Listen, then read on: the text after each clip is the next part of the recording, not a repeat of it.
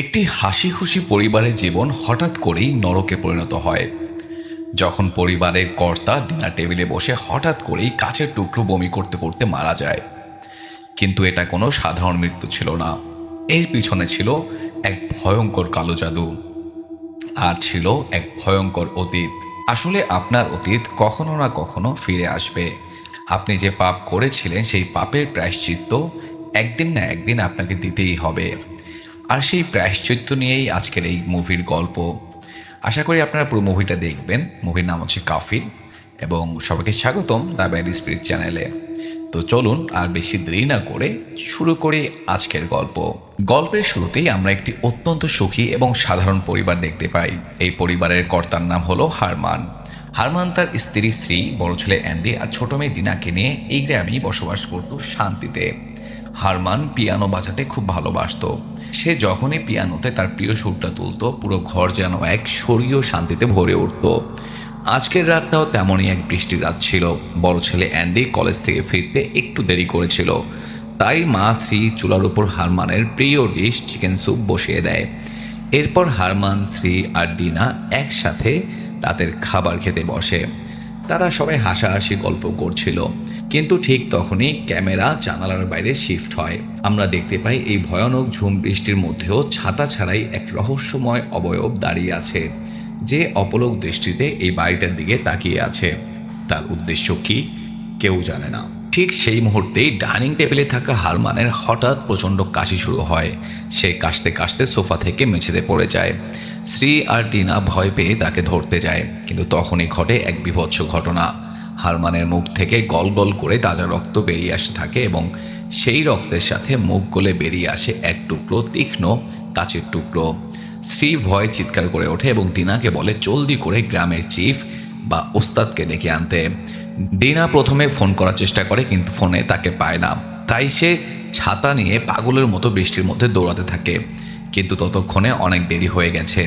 Andy যখন বাড়ি ফেরে সে দেখে তার বাবার নিথর দেহটা মেঝেতে পড়ে আছে। একটা হাসি খুশি পরিবার মাত্র কয়েক মিনিটের মধ্যে এক রক্তাক্ত শ্মশানে পরিণত হয়। হারমানের মৃত্যুর পর 1 মাস কেটে যায়। এই 1 মাসে শ্রীর মুখের হাসি চিরতরে হারিয়ে গেছে। সে সারাদিন ঘরের এক কোণায় পাথরের মতো বসে থাকে। আর সবচেয়ে অদ্ভুত ব্যাপার হলো, হারমানের মুখ থেকে যে রক্তের কাচের টুকরোটা বেরিয়েছিল, শ্রী সেটা ফেলে দেয়নি। সে একটা কাপড়ে মুড়িয়ে সেটাকে নিজের আলমারিতে লুকিয়ে রেখেছে।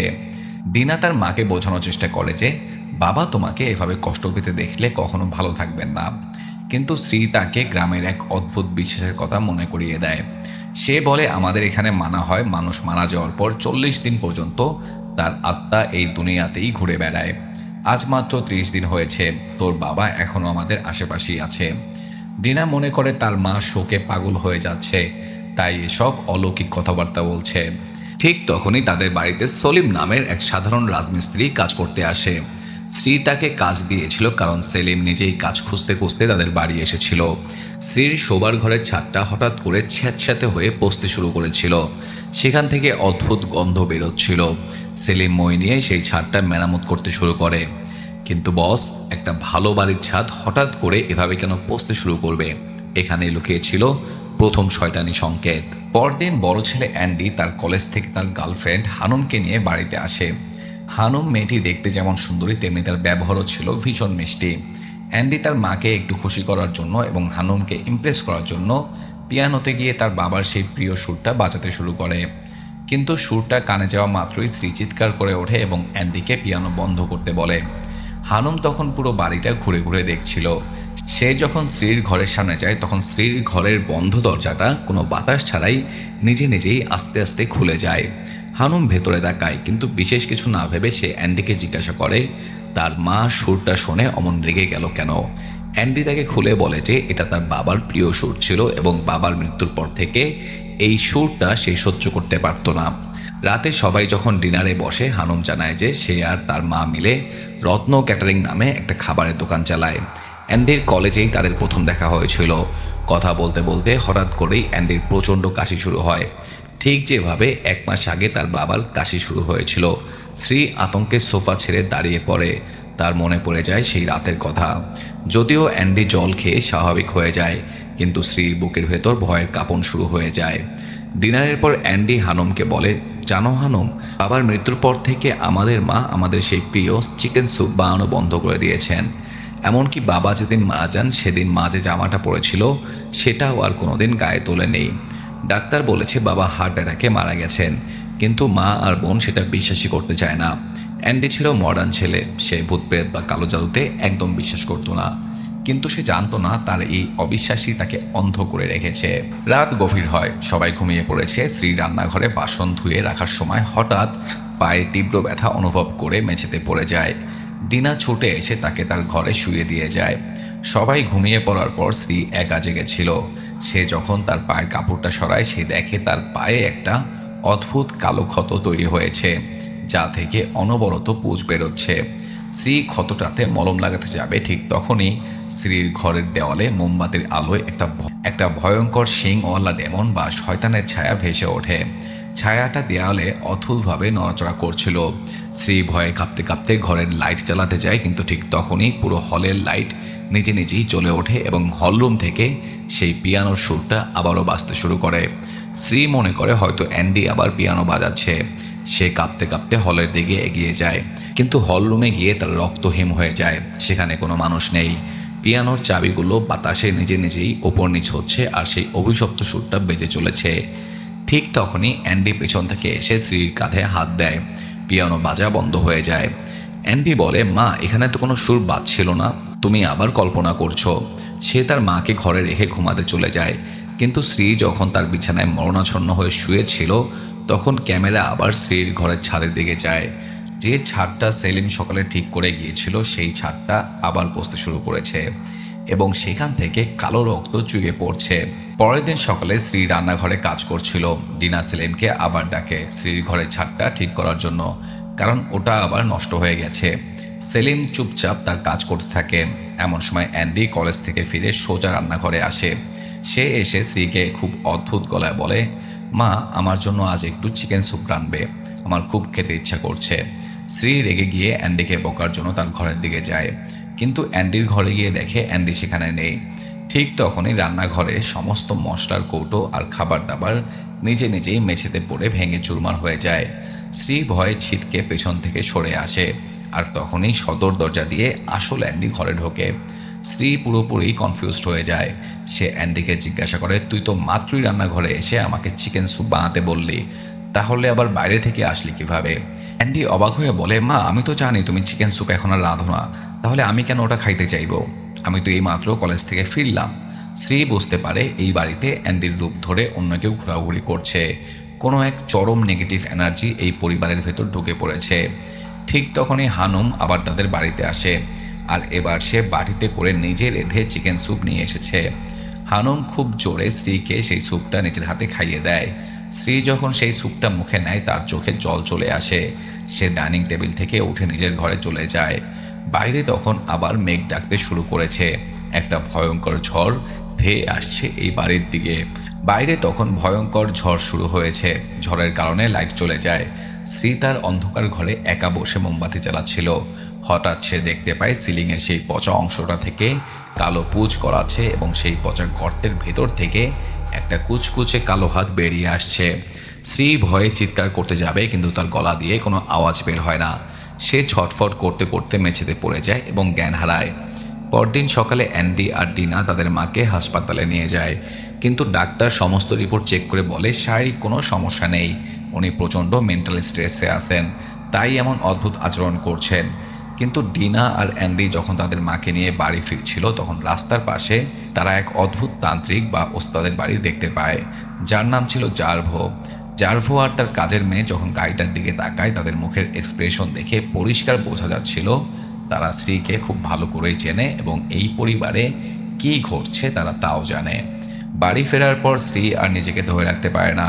সে লুকিয়ে সোজা চলে যায় সেই তান্ত্রিক জার্ভোর কাছে। জার্ভো শ্রীকে দেখেই বলে, 20 বছর পর আবার আমার কাছে এলে শ্রী। এরপর জার্ভো একটা কাঁচা ডিম নিয়ে শ্রীর মাথার ওপর ধরে অলৌকিক রিচুয়াল শুরু করে। ডিমটি ভাঙা মাত্রই দেখা যায় তার ভেতর থেকে কুচকুচে কালো রঙের এক বিষাক্ত তরল বেরোচ্ছে। জার্ভো গম্ভীর গলায় বলে, তোমার ওপর চরম পর্যায়ের পান বা কালো জাদু করা হয়েছে, যে তোমার স্বামীকে মেরেছে সে তোমাকে সহজে মারবে না, তিল তিল করে কষ্ট দিয়ে তারপর মারবে। কালো জাদু কাটানোর জন্য জার্ভো স্ত্রীর বাড়িতে আসে। সে তার আধ্যাত্মিক শক্তি দিয়ে স্ত্রীর ঘরের আলমারির পেছন থেকে একটা কাচের বোতল উদ্ধার করে। সেই বোতলের ভেতর স্ত্রীর মাথার চুল আর কিছু নোংরা জিনিস দিয়ে কুফরি কালাম করা ছিল। জার্ভো বোতলের মুখটা খুলে সেই চুলগুলো পুড়িয়ে ফেলে এবং স্ত্রীকে বলে, আপাতত তুমি সুরক্ষিত, কিন্তু যে এটা করেছে সে আবার হামলা করবে। তুমি কি চাও এই জাদু তার দিকে ঘুরে যাক? স্ত্রী ক্ষোভে ফেটে পড়ে বলে, হ্যাঁ, আমি তাকে শেষ করতে চাই। জার্ভো তার ডেরায় ফিরে গিয়ে সেই কালো জাদু উল্টে দেওয়ার প্রক্রিয়া শুরু করে।